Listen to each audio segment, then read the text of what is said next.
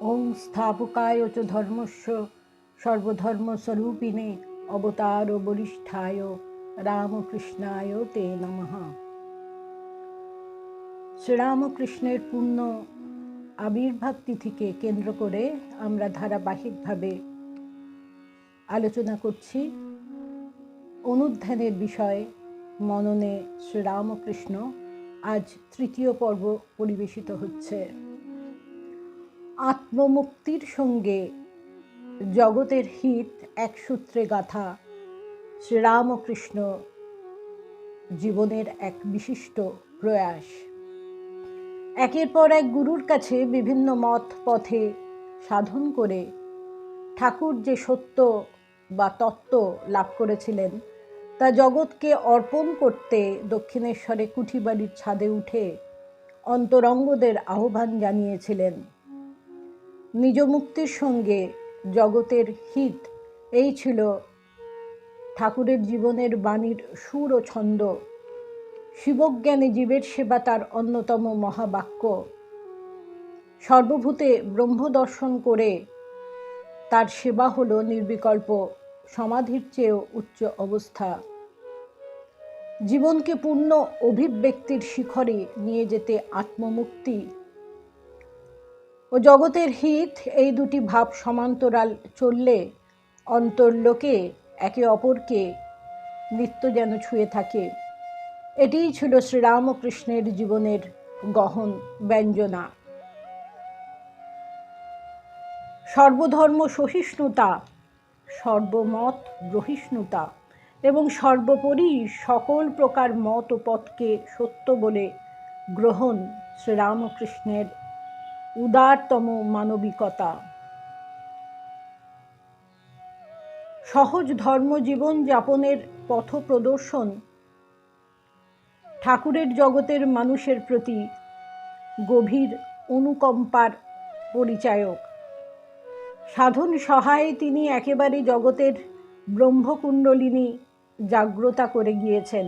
তিনি 16 টাং করে ভগবান লাভের সহজ পথ প্রদর্শন ও প্রতিকূলতা দূর করে গিয়েছেন।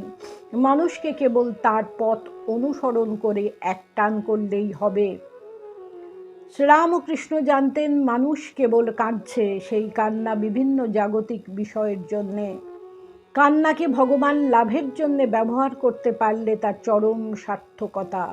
এটিই হলো ধর্মজীবনকে সহজ সুলভ করে যাওয়া। শ্রীরামকৃষ্ণের অদ্ভুত আকর্ষণ ক্ষমতার ফলে তিনি সকলের ঠাকুর হয়ে উঠেছেন। অবতার চরিত্রের সমাবেশে জনপ্রিয়তায় শ্রীরামকৃষ্ণ সর্বোত্তম। তিনি তার অসীম করুণা, অনন্ত আশ্বাস দানের মাধ্যমে সমাজের বিভিন্ন স্তরের অগণিত পথহারা উদ্দেশ্যহীন মানুষকে আপন করে নিয়ে জীবনের দিশা দেখিয়েছেন। শ্রীরামকৃষ্ণ জীবন এক অনন্ত প্রসারিত ক্ষেত্র। সেখানে সমাজের সকল স্তরের মানুষের ঠাঁই আছে। অভিজাত, শিক্ষিত, ধনী,